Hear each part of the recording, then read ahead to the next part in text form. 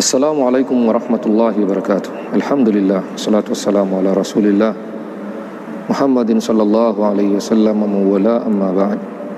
Leo tarehe pili kuelekea tarehe 3 mwezi wa 3, ambapo ni sawa na Ramadhani ya 14 na baadhi yao Ramadhani ya 13.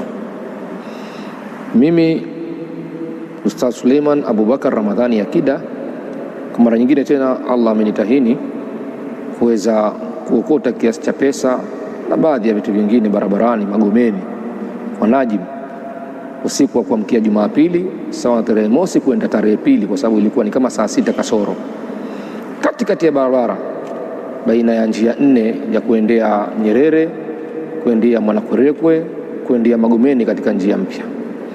Nilikuwa nipo na ndugu yangu Abu Ahsan maarufu Sheikh Saidi Baba Debo, na yeye hasa ndo aliouona huo mzigo. Wakati tunapita na Vespa akanambia, mwalimu simama, pana vitita pale. Wapi? Pale. Kwa hiyo akabakia mbele, mimi nikarudi na nikauona huo mzigo. Na walillahi alhamdulillah, wakati nauokota kuna mafundi wa kushona upande wa kulia walikuwa wapo wazi wananiangalia na kanzu yangu rangi ya blue, nimerudi na Vespa nyekundu pale. Na kuna mtu akawa anakata njia akanisaidia kuniokota, zingine ilikuwa iko mbali kidogo, akaokota akaniletea. Nadhani alifikiri ni zangu, lakini kiuhalisia hazikuwa zangu. Kwa hiyo huo ni mtihani wa mara ya 5 katika maisha yangu. Wallahi alhamdulillah, tuliokota miaka iliyopita na akatokezea mwenyewe Abdul Razak kutoka kule Omani kwa jitihada za mwandishi wa habari mmoja akiitwa Milad Ayo. Alijitahidi kuzisambaza habari mpaka mwenyewe akapatikana, alhamdulillah. Halikadhalika tukapata za mara ya 2, akatokezea mwenyewe kutoka Chwaka huko, tukapata za mara ya 3, akatokezea mwenyewe mara ya 4. Mpaka leo tulitangaza kipindi cha nyuma ufunguo na kiasi cha pesa na tukazirusha kila sehemu, lakini mwenyewe hajatokea. Huu sasa mwezi wa 6 si mwezi wa 7, hizo pesa niko nazo, na hii ni mara ya 5. Usiku wa kuamkia Jumatatu, ilikuwa ni tarehe mosi kwenda tarehe pili, saa 6 kasoro usiku. Mara baada ya kwenda katika maeneo yale husika, nimeenda kwa wale mafundi asubuhi yake kuwapa taarifa kwamba nimeokota pale, na maduka ya pale takriban na wafanyabiashara wa pale nimewaambia, lakini huenda ikawa mwingine mtu kapita njia anaelekea njia ya Fuoni au vinginevyo. Ndio nikaona nitoe hili tangazo rasmi kwa yule ambaye kwa namna moja au nyingine ambaye atahisi amepoteza kiasi cha pesa. Mimi nasema si kidogo kwa maisha yetu, ni kingi. Kwa hiyo bila shaka mwenye mzigo wake atakuwa na vigezo vyake mwenyewe, kiasi gani na kulikuwa na nini na nini. Kwa inshallah atapiga simu nambari 0777 84 25 25.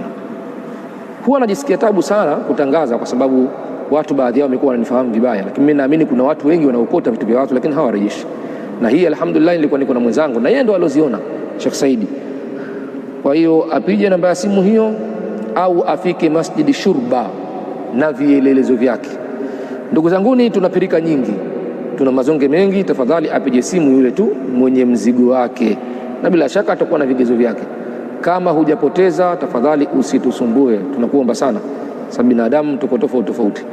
Kwa hiyo atakayekuja Shurba au atakayepiga simu awe na vigezo, na vigezo vipo, mwenyewe akija tu basi vigezo vitakuwa vinajulikana. Kwa hiyo kuna mtu kapoteza ufunguo na kiasi cha pesa, ingawa hatuna hakika kwamba zile pesa ni za mwenye funguo au ni watu tofauti.